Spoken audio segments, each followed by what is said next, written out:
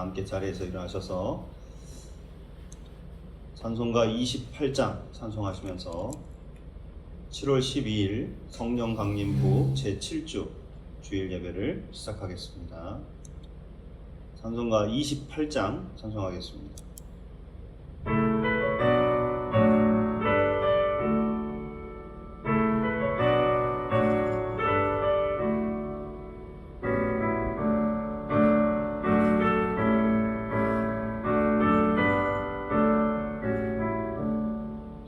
복의 근원 강림하사 찬송하게 하소서. 한량없이 자비하심 증량할 길 없도다. 전사들의 찬송가를 내게 가르치소서. 구속하신 그 사랑을 항상 찬송합니다. 주의 크신 도움받아 이때까지 왔으니 이와 같이 천국에도 이르기를 바라네. 하나님의 품을 떠나 죄에 빠진 우리를 예수 구원하시려고 보혈 흘려주셨네.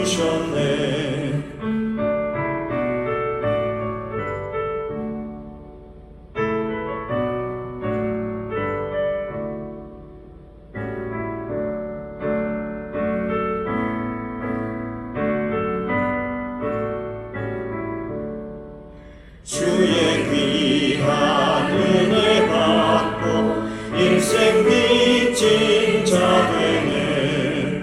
주의 은혜 사사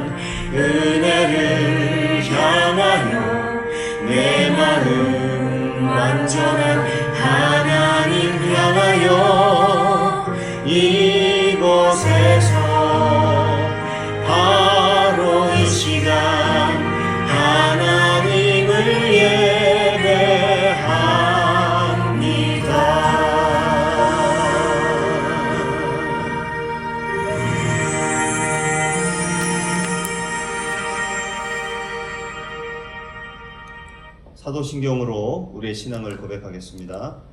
전능하사 천지를 만드신 하나님 아버지를 내가 믿사오며 그 외아들 우리 주 예수 그리스도를 믿사오니 이는 성령으로 잉태하사 동정녀 마리아에게 나시고 본디오 빌라도에게 고난을 받으사 십자가에 못 박혀 죽으시고 장사한 지 사흘 만에 죽은 자 가운데서 다시 살아나시며 하늘에 오르사 전능하신 하나님 우편에 앉아 계시다가 저리로서 산자와 죽은 자를 심판하러 오시리라.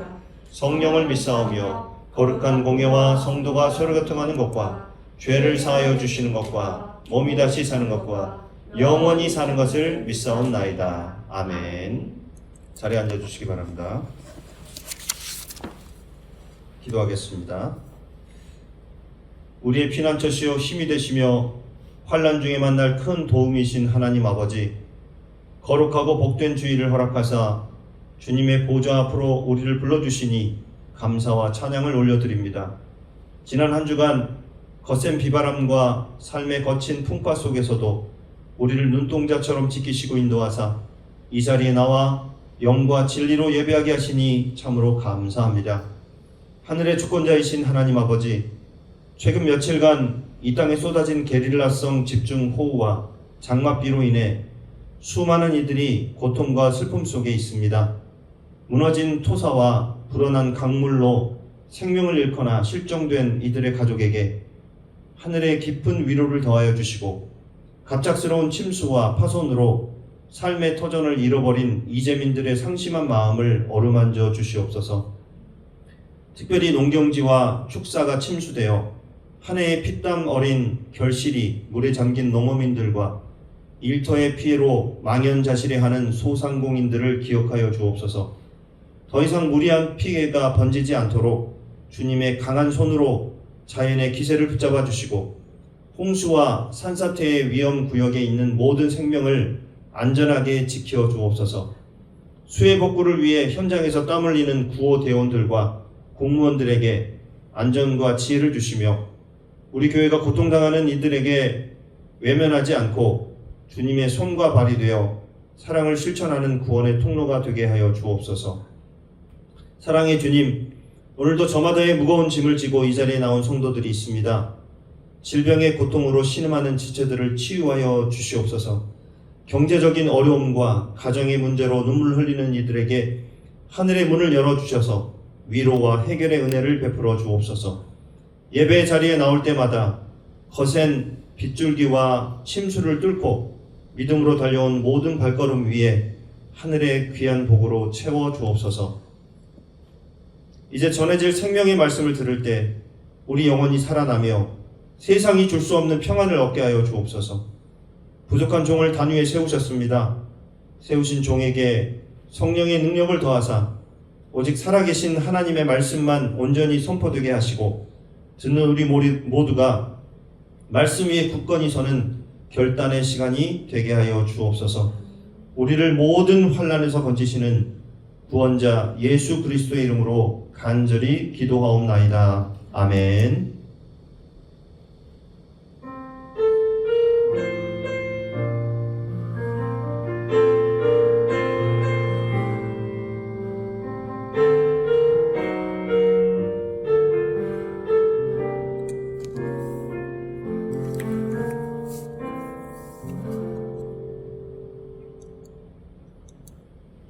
오늘은 7월 12일 성령 강림 후 제7주 주일입니다. 오늘 우리에게 주시는 하나님의 말씀은 창세기 44장 1절에서 10절까지의 말씀입니다. 44장 1절부터 10절까지의 말씀을 한 절씩 교독하고 제가 먼저 읽고 마지막 절은 같이 읽도록 하겠습니다. 요셉이 그의 집 청지기에게 명하여 이르되 양식을 각자의 자루에 운반할 수 있을 만큼 채우고 각자의 돈을 그 자루에 넣고 또 내 잔 곧 은잔을 그 청년의 자루 안위에 넣고 그 양식값 돈도 함께 넣으라 하매 그가 요셉의 명령대로 하고 아침이 밝을 때에 사람들과 그들의 나귀들을 보내니라.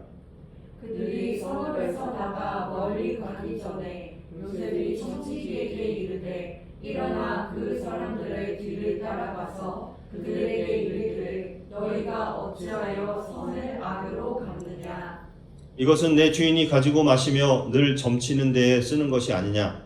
너희가 이같이 하니 악하도다 하라. 형제가 그들에게 따라가서 그대로 말하니 그들이 그에게 대답하되 내 주여 어찌 이렇게 말씀하시나이까. 당신의 종들이 이런 일은 결탄코 아니하나이다.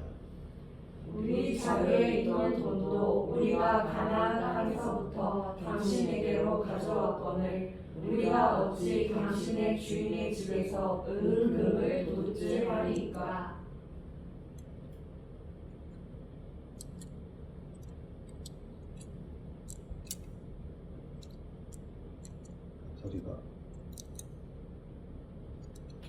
당신의 종들 중 누구에게서 발견되든지 그는 죽을 것이요 우리는 내 주의 종들이 되리이다.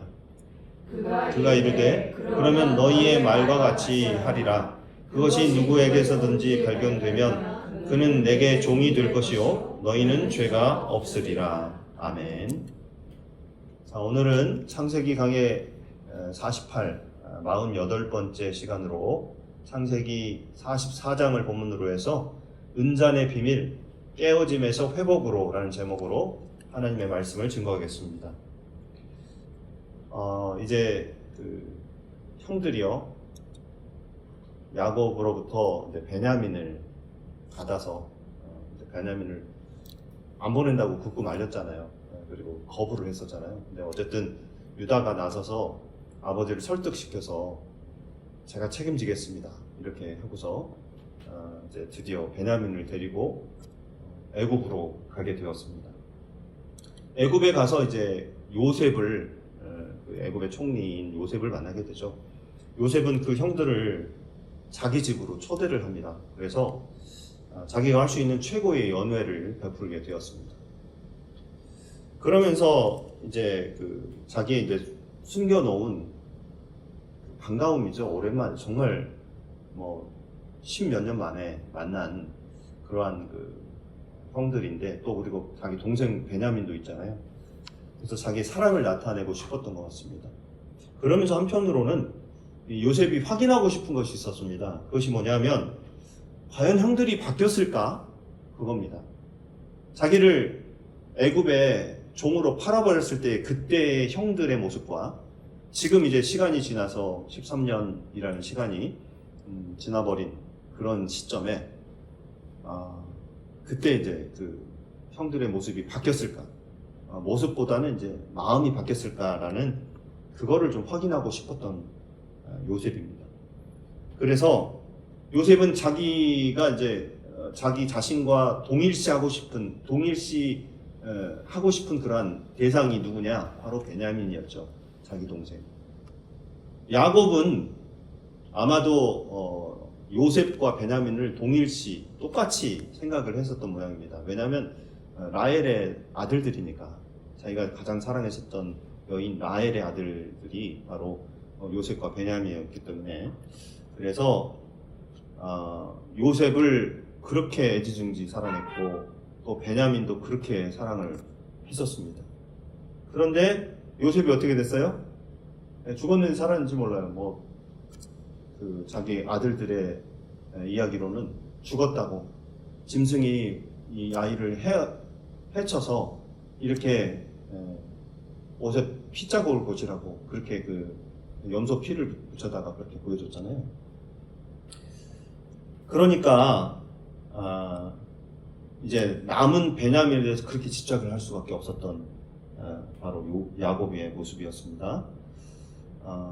이제 그래서 요셉이 연회를 베풀면서 한 가지 행동을 합니다. 어떤 행동을 했느냐? 그게 지금 오늘은 44장이잖아요. 43장의 맨 마지막 절이에요. 그게 뭐냐면 우리 같이 한번 읽을까요? 요셉이 자기 음식을 그들에게 주되 베냐민에게는 다른 사람보다 5배나 주매 그들이 마시며 요셉과 함께 즐거워하였더라. 자, 보십시오. 요셉은 일부러 베냐민에게 다른 형제들에게 줄 양식보다도 5배를 더 많이 주게 되었습니다. 그 이유는 뭐냐면 형들이 어떻게 반응하는지를 보고 싶었어요. 옛날에 요셉이 채색 옷을 입고 다녔잖아요. 그때 어땠어요? 형들이 막 시기하고 질투하고 너만 사랑받냐? 너는 왜 일을 안 시키냐? 뭐 이러면서 이제 자기 아버지 야곱에게 불만을 드러내고 막 이랬잖아요. 그래서 결국은 어떻게 됩니까? 요셉을 팔아버렸잖아요. 죽이려고 하다가 아니 죽이기까지는 그렇고 팔아버리자 이렇게 해서 이제 팔게 되었던 것입니다. 그런데 형들이 베냐민에게 곡식을 5배나 더 많이 준 거를 봤어요. 그러니까 뭐 우리가 봤을 때도 다른 사람은 그 푸대자루 곡식자루가 뭐 그 한 푸대다 그러면은 얘는 5개인 거예요. 그걸 보면서도 어떻게 했어요? 형들은 마시며 요셉과 함께 즐거워했다. 이렇게 성경은 기록하고 있죠. 그러니까 요셉이 생각할 때는 1차 테스트는 통과해요. 형들이 조금 바뀌었구나. 그때처럼 나를 시기하고 질투했던 것처럼 베냐민을 그렇게 하지 않는구나. 베냐민만 왜 저렇게 사랑을 받아? 왜 5배를 줘? 이렇게 따지지 않았다는 거예요.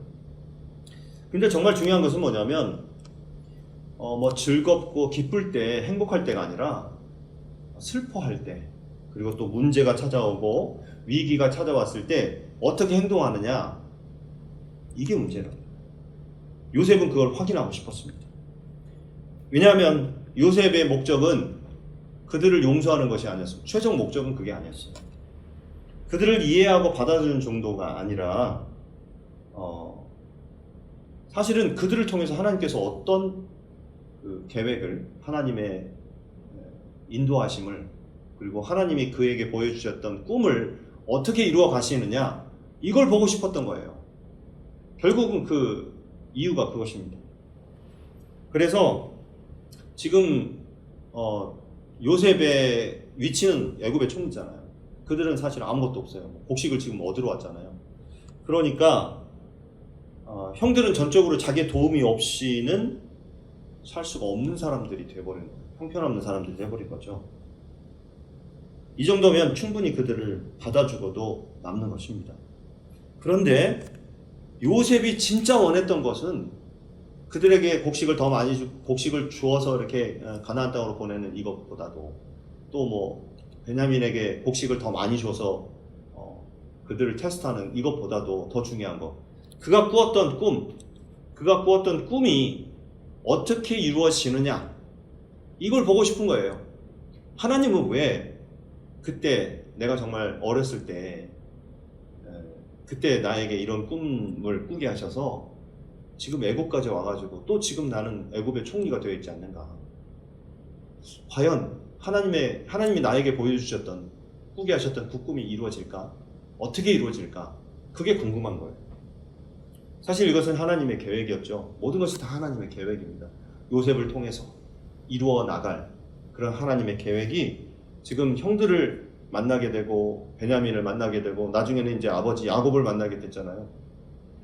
그런 과정 속에서 계속 이어지면서 하나님의 계획이 이루어지는 거고, 그걸 통해서 하나님은 온전한 신앙 공동체인 이스라엘, 이제 한 나라, 한 민족, 또 국가를 세우기 위한 그런 의도가, 그 계획이 요셉을 통해서 이루어지는 것입니다.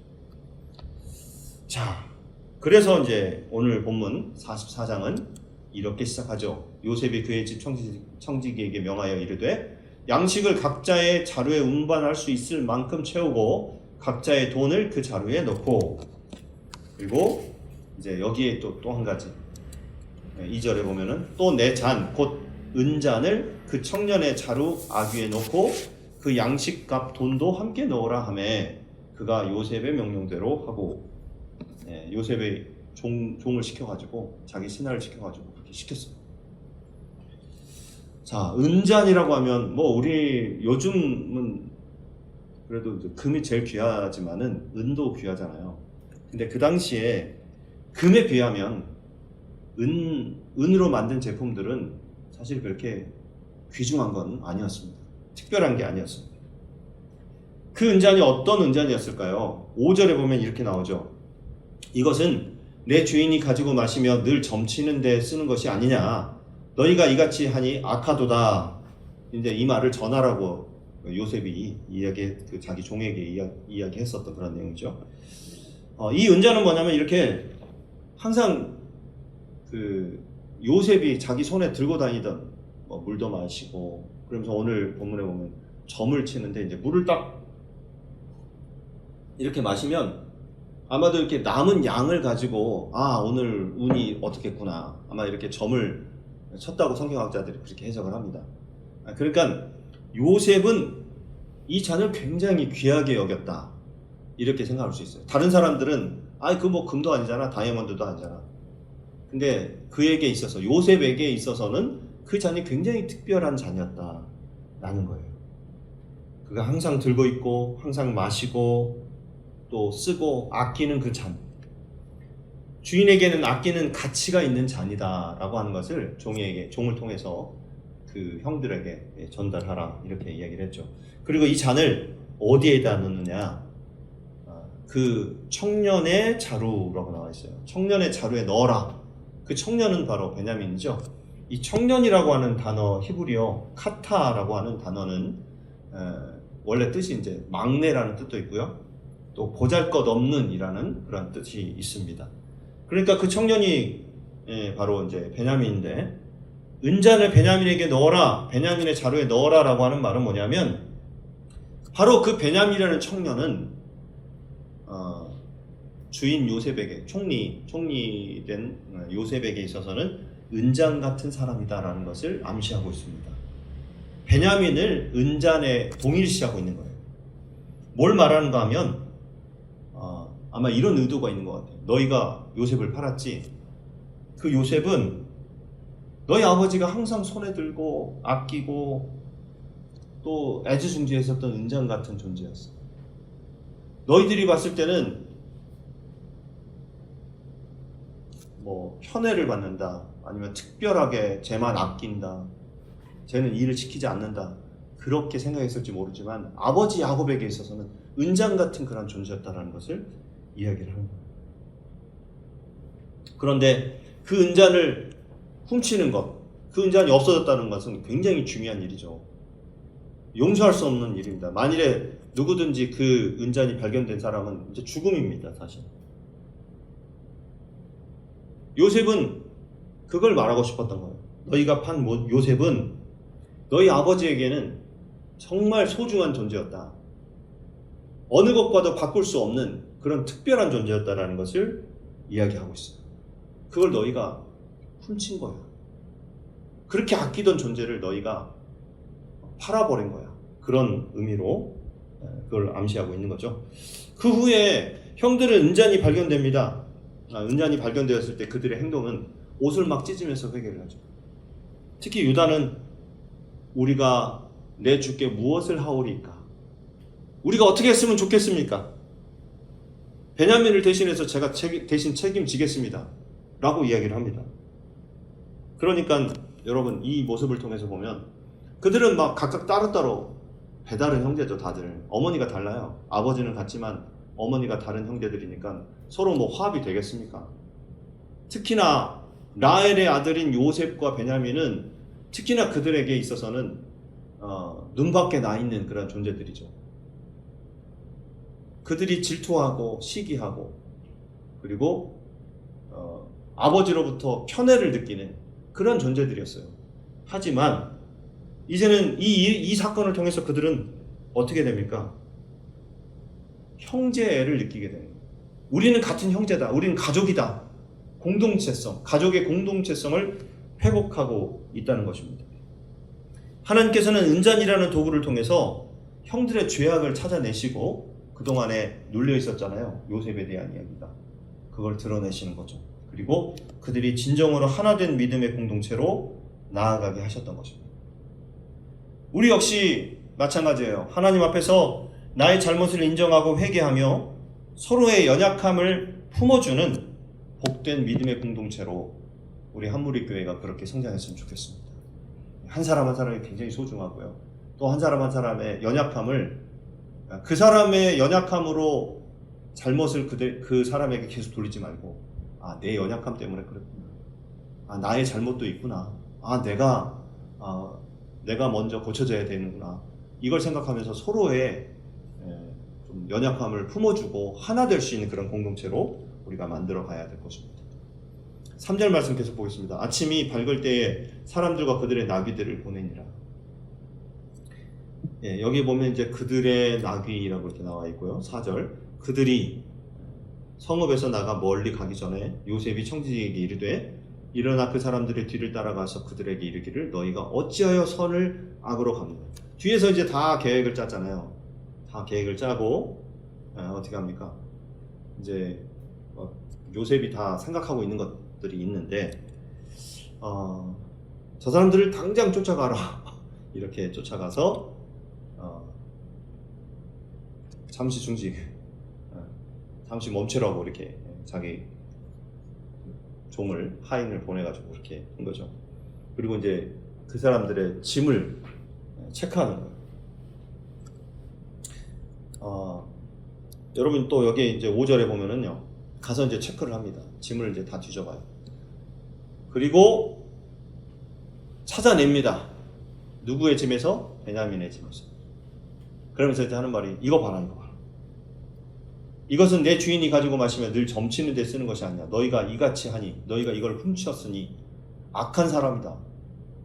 이렇게 얘기를 했죠.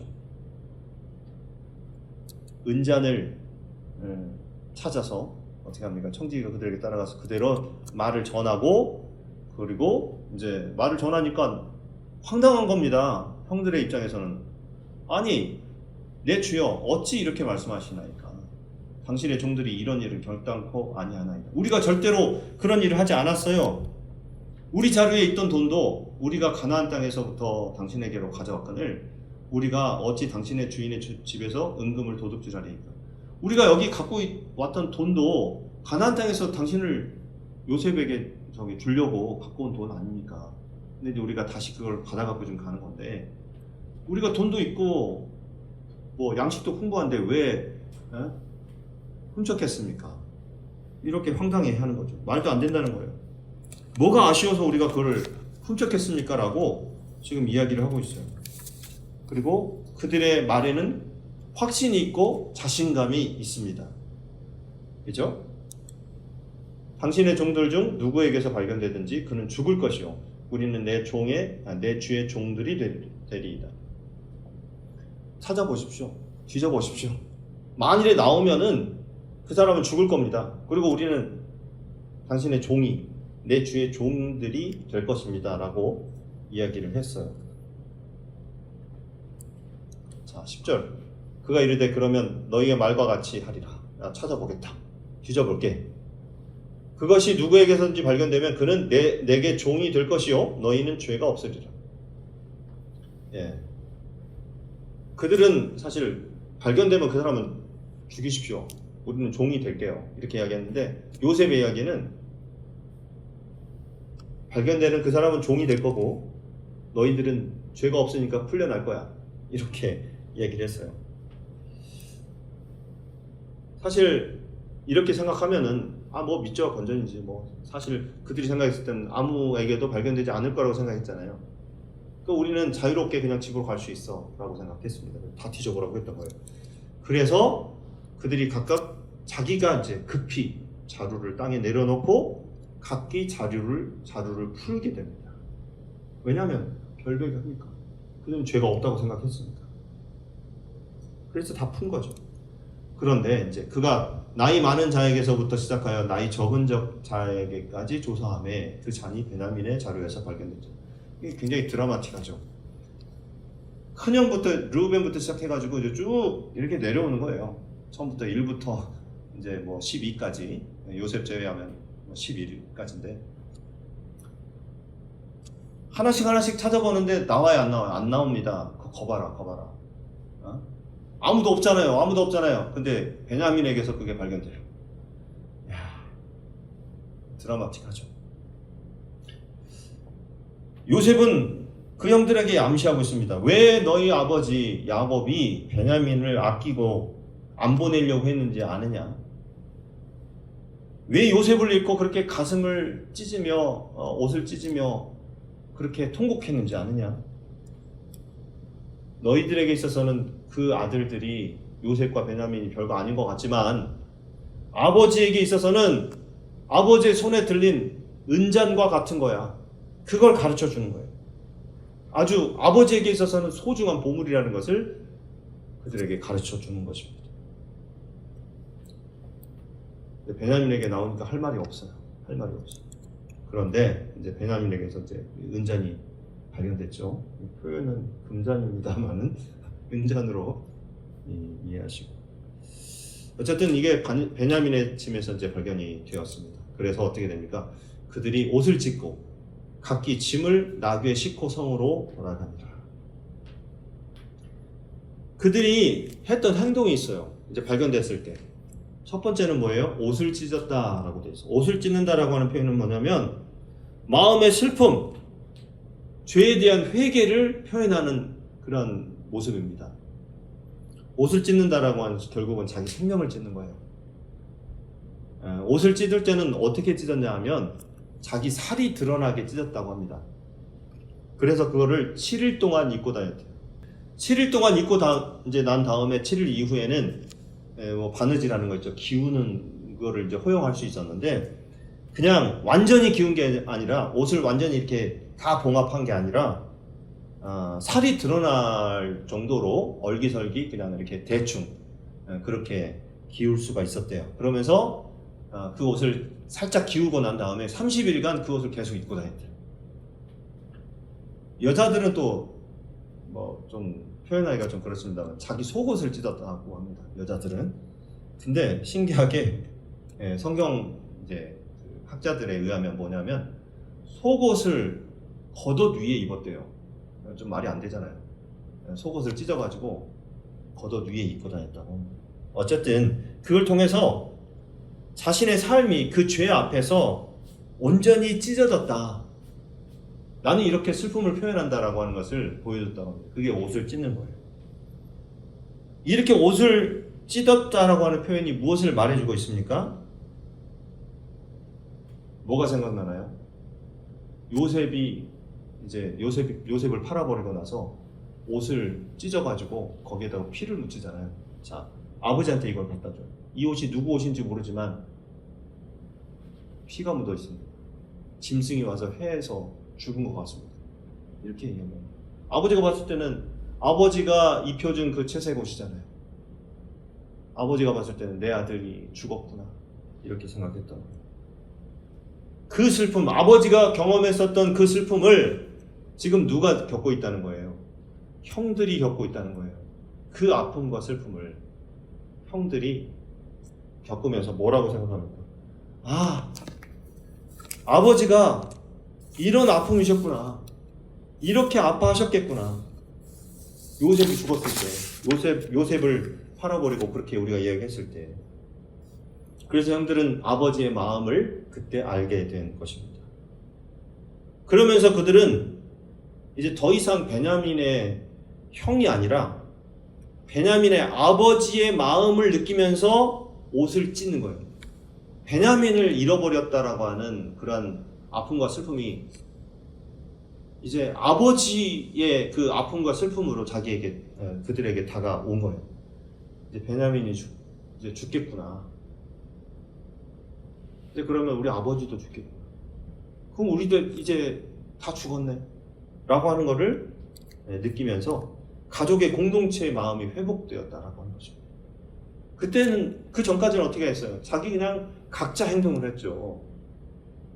그리고 자기네들이 요셉에게 했던 것처럼 마음에 안 들면 뭐 팔아버리고 죽여버리고 그랬다는 거예요. 하지만 지금은 그 아버지의 슬픔을 예전에는 동등하게 느끼지 못했어요. 그냥 살짝 미안한 마음이죠. 그게 그냥 마음속에 찔림이 오는 그 정도였어. 사실은 자기네들이 거짓말했다는 거. 그냥 애굽에 팔아버렸잖아요. 요셉을 팔아버리고 나서 아버지 요셉이 죽었어요 라고 이렇게 거짓말한 거. 근데 아버지의 그 아픔, 그 비통함, 이것까지는 느끼지 못했다는 거죠. 그리고 나서 이제 두 번째 행동입니다. 각기 짐을 나귀에 싣고 성으로 돌아가니라. 아까 요셉이 뭐라고 전달을 했습니까? 은잔이 발견되는 놈은 종, 나머지는 자유. 너희들은 뭐 범인을 찾았으니 그 사람만 나의 종이 되고 너희들은 자유야. 너희들은 집으로 돌아가. 이렇게 이야기했는데 이제 집에 가면 되죠. 근데 형들이 어떻게 했어요? 각기 자기 짐을 다 나귀에다 싣고 다시 성으로 돌아가요. 다시 애굽 자기네들을 보냈던 그쪽으로 다시 돌아가요. 그리고 이제 주어가 바뀌는데 14절에 가면요, 유다와 그의 형제들이 라고 나와 있습니다. 이제부터 그 전에는 그들이 뭐 그들이 이렇게 그들이라고 하는 주어로 계속 나왔다고 아까 말씀드렸죠. 근데 지금은 유다와 그의 형제들. 유다가 이제 앞으로 나와요. 유다가 역사를 끌고 갑니다. 더 이상 그들은 루벤 이하 10명의 형제들이 아니었습니다. 루벤과 그의 형제들 이렇게 안 나오고요. 유다와 그의 형제들 이렇게 나와 있습니다. 14절에 그렇게 말씀을 하고 있고, 이제 요셉의 집에 이르니 요셉이 아직 그곳에 있는지라 요셉이 기다리고 있습니다. 그의 앞에서 땅에 막 엎드립니다. 이제 죽었구나, 이제 우리를 살려주십시오. 죽어도 마땅합니다. 그런 모습으로 그들은 요셉 앞에 엎드리게 되었습니다. 요셉은 일부러 나와 있었어요. 그 은잔이 나에게 얼마나 소중한 줄 아느냐, 그걸 보여주기 위해서. 그리고 이제 요셉은 그들에게 이렇게 이야기합니다. 너희가 어찌하여 이런 일을 행하였느냐? 나 같은 사람이 점을 잘 치는 줄을 너희는 알지 못하였느냐? 그거 굉장히 중요한 잔이거든. 나에게 있어서는. 내가 항상 손에 쥐고 있고 그걸 가지고 점을 치는 그런 아주 소중한 거야. 왜 그걸 훔쳤느냐? 이렇게 그들에게 핀잔을 주는 것입니다. 그때 이제 유다가 이렇게 이야기합니다. 이제 앞에서도 이야기했지만 유다가 대표예요. 말한다, 유다가 말한다라고 하는 이 표현을 통해서 말하는 사람은 책임을 져야 되는 거죠. 그래서 이제 그렇게 말하는 사람이 책임을 져요. 뭐 어떤 의견을 이야기하거나 이렇게 이야기했을 때 주변에 있는 사람한테 찬성입니까? 반대입니까? 이렇게 이야기하면은 뭐 그 의견을 들은 사람들은 찬성 반대 그냥 나는 찬성이요, 나는 반대요, 나는 뭐 기권이요 이렇게 할 수 있겠죠. 근데 그들은 그 어떤 사안에 대해서 제안에 대해서 적극적으로 표현하지 않습니다. 행동에 옮기지 않아요. 그걸 제안한 사람이 적극적으로 행동에 옮기는 거죠. 즉 유다가 말을 했다라고 하는 것은 유다가 적극적으로 책임을 지고 거기에 대해서 적극적인 행동을 취한다라고 하는 그런 의미가 있는 거죠. 말을 꺼낸 사람은요, 그 말에 대한 또는 그 제안에 대해서 끝까지 밀어붙입니다. 또 그걸 이루려고 해요. 그런데 옆에 있는 사람들은 적극적이지 않는다는 거예요. 책임을 지지 않는다는 거예요. 유다는 책임을 질 각오를 하고 이야기를 합니다. 우리가 내 주께 무슨 말을 하오리이까? 무슨 설명을 하오리이까? 우리가 어떻게 우리의 정직함을 나타내리이까? 하나님이 종들의 죄악을 찾아내셨으니 우리와 이 잔이 발견된 자가 다 내 주의 노예가 되겠나이다. 이야기를 했습니다. 베냐민에게서 그 잔이 발견됐으면 베냐민이 잘못을 했습니다라고 이야기를 해야 되는데 유다가 하는 말이 우리가 다 잘못했습니다. 우리의 죄입니다. 우리가 다 당신의 노예가 될 것입니다. 이렇게 얘기를 했습니다. 많이 바뀌었죠? 유다가 많이 바뀌었습니다. 유다가 바뀌었다는 것은 형들의 마음이 점점점 바뀌어지고 있다라는 거죠. 여기서 바로 이스라엘 공동체의 공동체성이 회복되었다는 것을 우리는 알 수가 있어요. 제가 창세기를 강의하면서 그런 말씀을 드렸죠. 창세기는 창세기이기 이전에 창가족기다. 하나님이 세상을 만드는 이야기, 거기 안에 이제 앞에 몇 장에 걸쳐서 이렇게 이야기가 나와 있는데 그 다음부터는 어떻게 나와요? 가족을 만드는 진정한 가족이 무엇인가, 또 진정한 가족 공동체가 무엇인가를 보여주는 말씀이 창세기예요. 그래서 이 창가족기가 지금 완성되어지는 그런 그 모습이 보이는데 이제까지의 이스라엘의 역사는 어떤 역사였습니까? 전쟁의 역사죠. 한 사람이 이기면 한 사람이 지는 역사였어요. 투쟁의 역사, 싸움의 역사, 이기고 지는 역사였어요. 이스마엘과 이삭이 싸웠다고 하기는 표현하지만 경쟁을 했어요.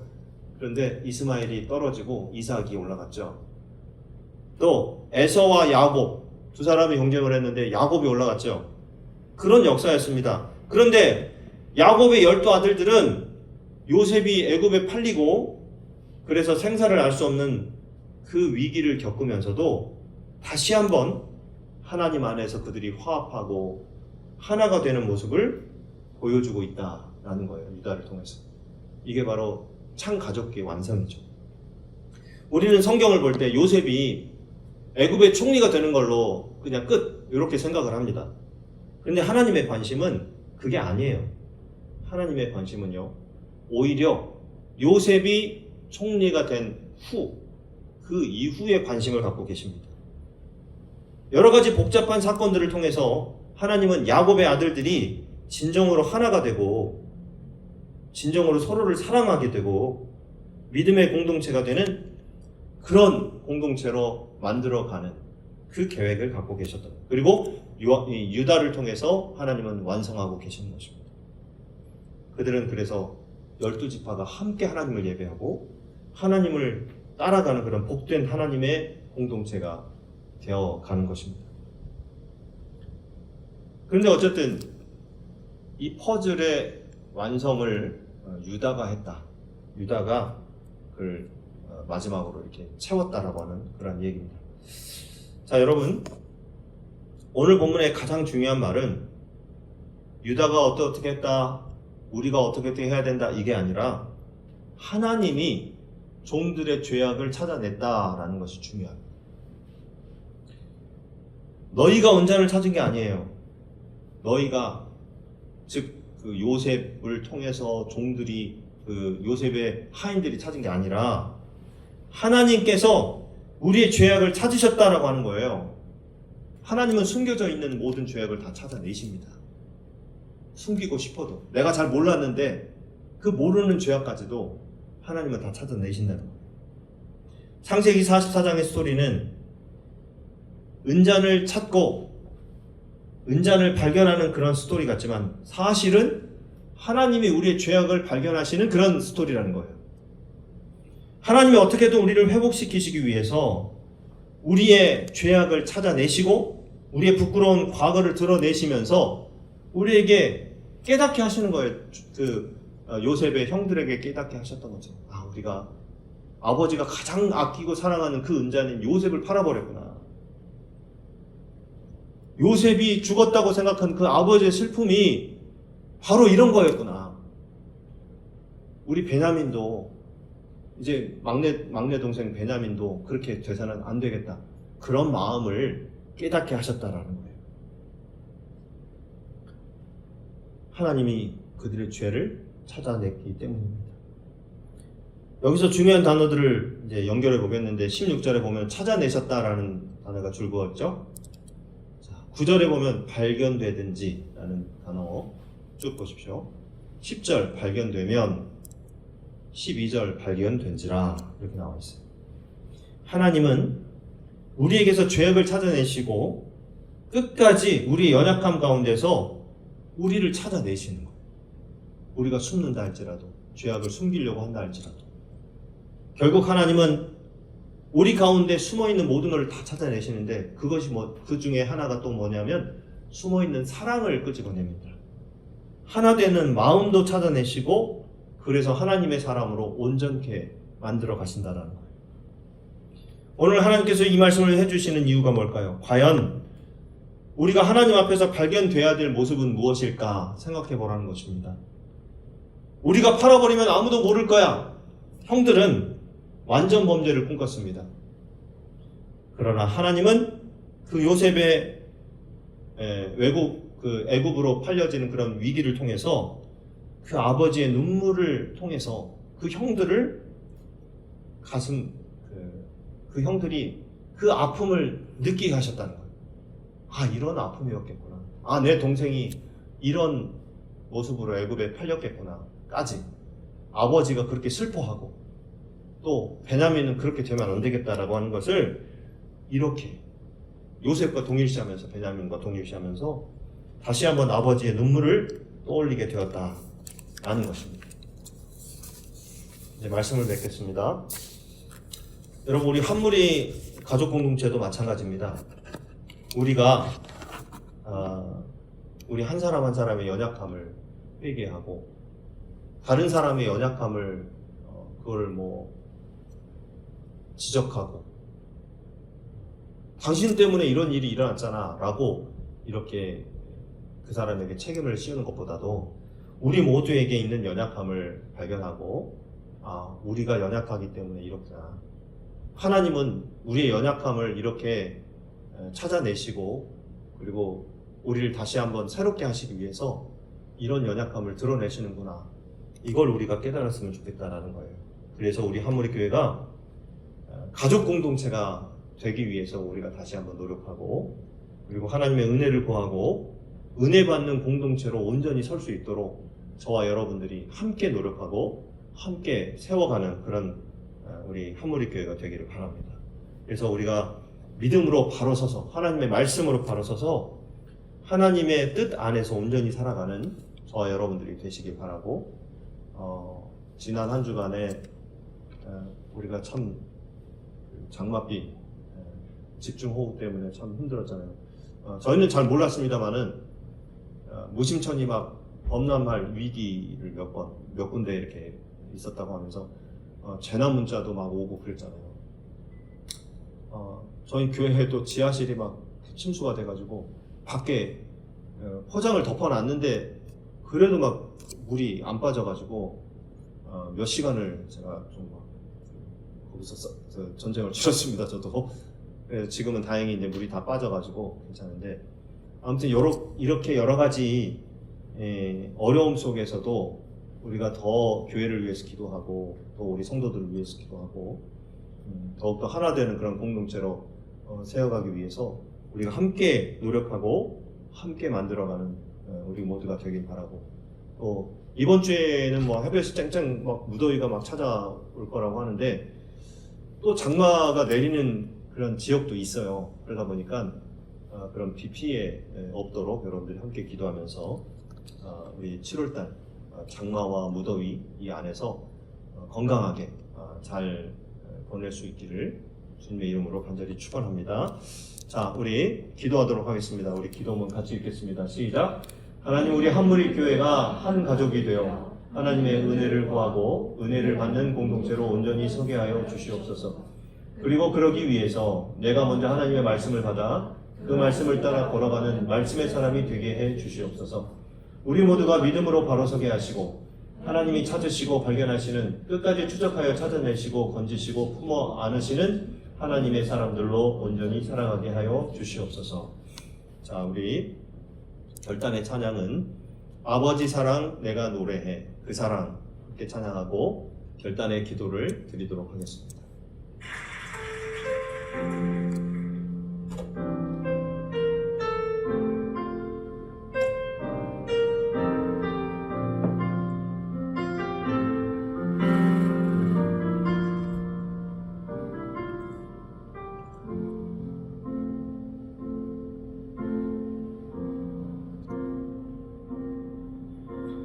아버지 사랑 내가 노래해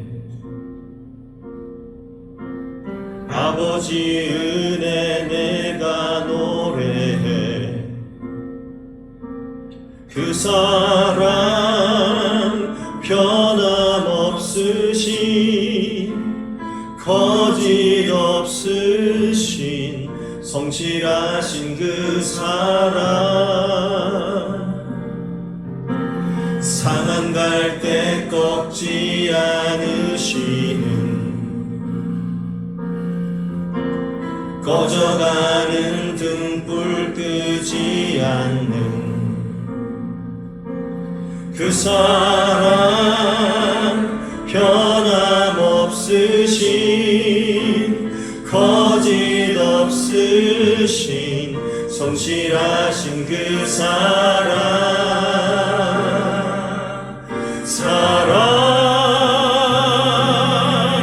그 사랑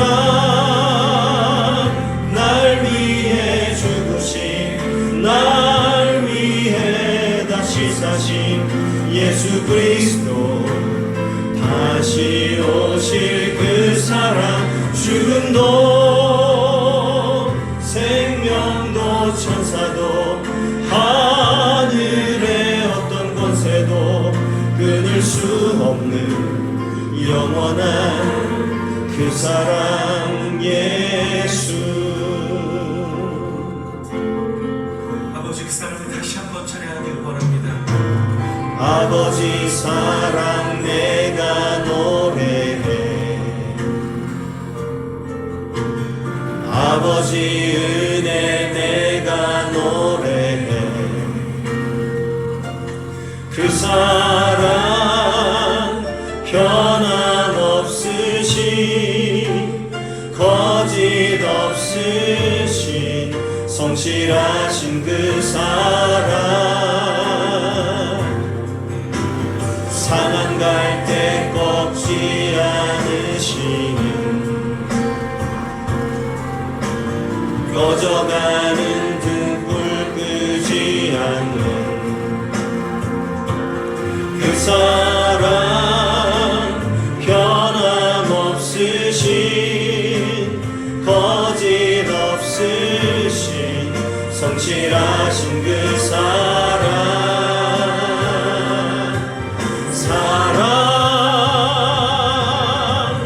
그 사랑 날 위해 죽으신 날 위해 다시 사신 예수 그리스도 다시 오실 그 사랑 죽음도 생명도 천사도 하늘의 어떤 권세도 끊을 수 없는 영원한 그 사랑 예수 그 사랑 날 위해 죽으신 날 위해 다시 사신 예수 그리스도 다시 오실 그 사랑 죽음도 생명도 천사도 하늘의 어떤 것에도 끊을 수 없는 영원한 그 사랑 예수 그 사랑 날 위해 주신 날 위해 다시 사신 예수 그리스도 다시 오실 그 사랑 죽음도 생명도 천사도 하늘의 어떤 권세도 끊을 수 없는 영원한 그 사랑 예수 그 사랑 날 위해 죽으신 날 위해 다시 사신 예수 그리스도 다시 오실 그 사랑 죽음도 생명도 천사도 하늘의 어떤 권세도 끊을 수 없는 영원한 그 사랑 예수 영원한 그 사랑 예수 영원한 그 사랑 예수.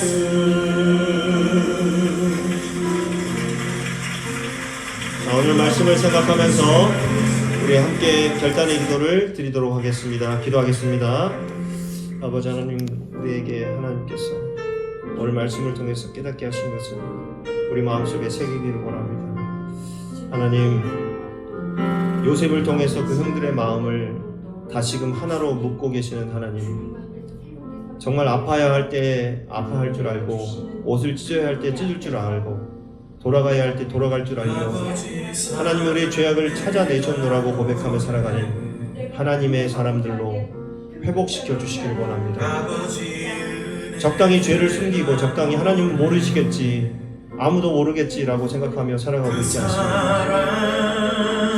적당히 죄를 덮고서 좋은 게 좋은 거라고 살아가고 있는 연약함은 우리에게 없습니다.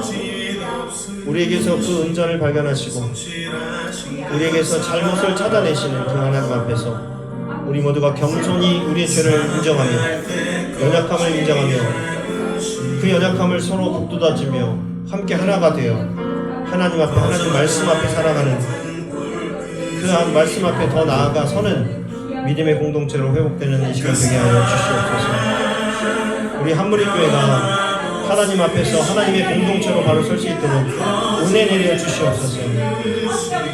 우리의 기도 가운데 하나님의 넘치는 그 사랑을, 우리를 끝내 찾아내셔서 안아주시는 그 사랑을 우리에게 마음껏 부어주시옵소서. 또한 그 사랑을 받은 우리가 서로 사랑하며 잘못을 덮어주며 연약한 자를 이끌어주는 복된 믿음의 공동체가 되게 하셔서 하나님께서 12지파에게 주셨던 그 사랑이 오늘날 우리 한무리 가족에게 그대로 임하게 하여 주시옵소서. 우리를 새롭게 하여 주시고 우리를 회복시켜 주시옵소서. 우리 한 사람 한 사람의 연약함이 우리 모두의 연약함임을 깨닫고 다시 한번 하나님 앞에 나아갈 수 있도록 도와주시옵소서. 함께하여 주시옵소서.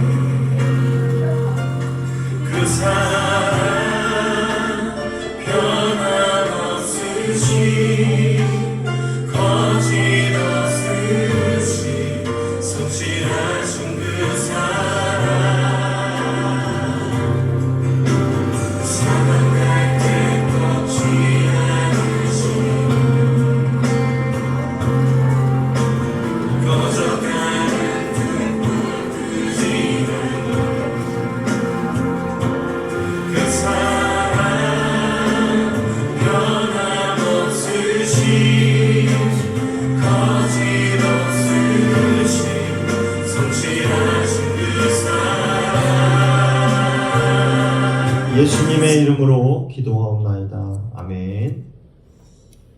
교회 소식 알려드리겠습니다. 오늘 교회에 나오신 여러분 모두를 주님의 이름으로 환영하고 축복합니다.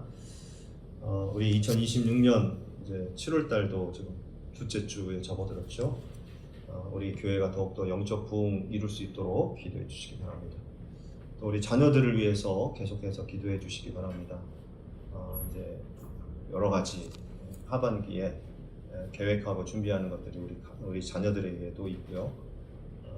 우리 자녀들이 이제 앞으로 헤쳐나갈 그런 세상을 위해서 그 세상을 잘 이기고 말씀으로 믿음으로 이겨낼 수 있도록 기도해 주시기 바랍니다. 현지의 성원님 건강 회복과 사역을 위해서 기도해 주시고, 윤선희 집사님, 고옥순 집사님, 김수원 성도님, 재영이 성원이 믿음과 직장생활 건강 회복을 위해서 기도해 주시기 바랍니다. 쉐마 글로벌 학교, 하디 글로벌 학교를 위해서 기도해 주시고요. 매일 기도 운동을 함께 동참해 주시기 바랍니다. 우리 성상봉 목사님과 가족들, 성도들을 위해서 기도해 주시고, 레바논 선교사님이신 송주영 목사님, 가족들 그 사역을 위해서 기도해 주시기 바랍니다. 우리 다 함께 일어나셔서 교제와 봉헌하는 시간을 갖도록 하겠습니다. 오늘은 조금 이제 긴데 이대로 빨간색만 읽으시면서 우리를 끝내 찾아내어 안아주시는 하나님의 사랑으로 승리하세요. 자, 시작! 우리를 끝내 찾아내어 안아주시는 하나님의 사랑으로 승리하세요. 네, 감사합니다. 자, 오늘 찬양하고 축도 예배를 마치겠습니다.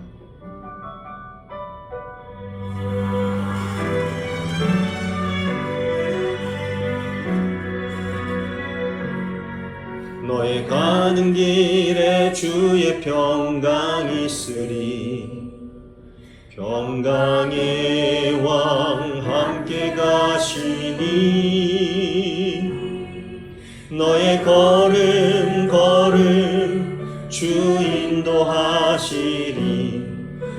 주의 강한 손 널 이끄시리. 너의 가는 길에 주의 축복 있으리.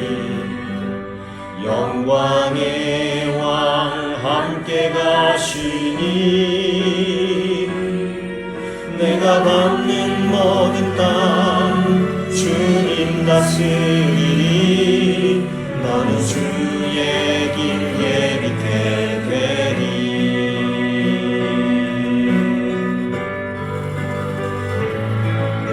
주님 나라 위하여 길 떠나는 나의 형제여, 주께서 가라시니 너는 가라. 주의 이름으로 거칠은 광야 위에 꽃은 피어나고 세상은 내 안에서 주님의 영광 보리라. 강하고 담대하라. 세상 이기신 주를 함께 너와 동행하시며 내게 새 힘을 주시리.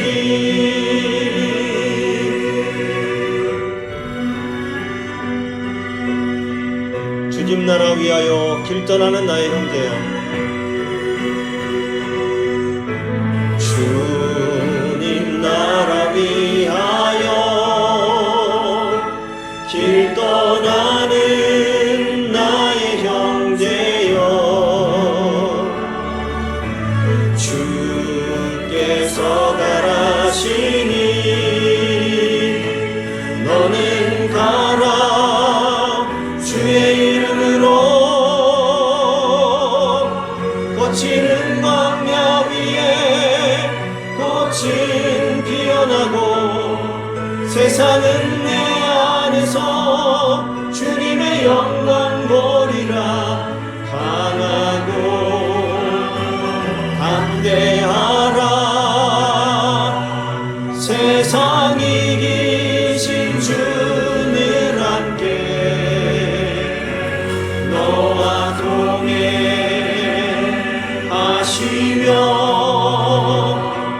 내게 새 힘을 주시리.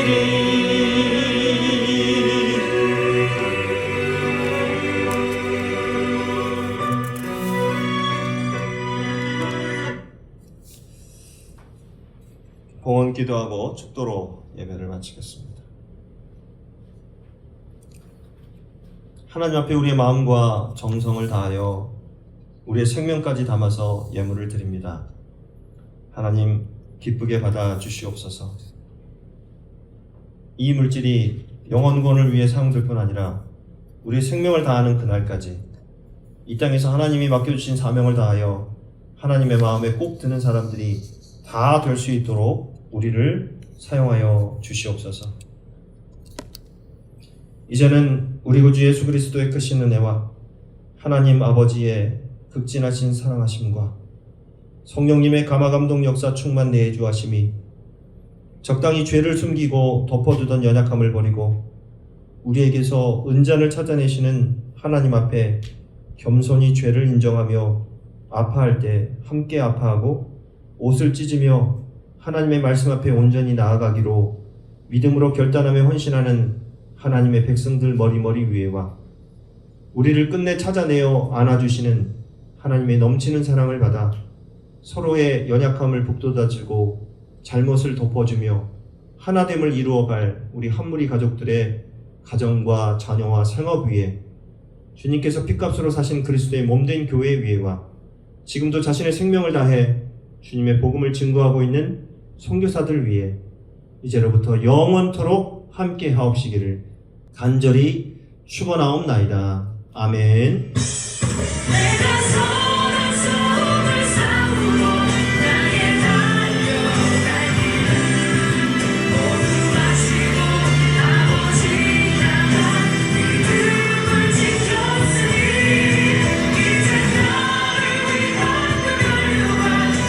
지나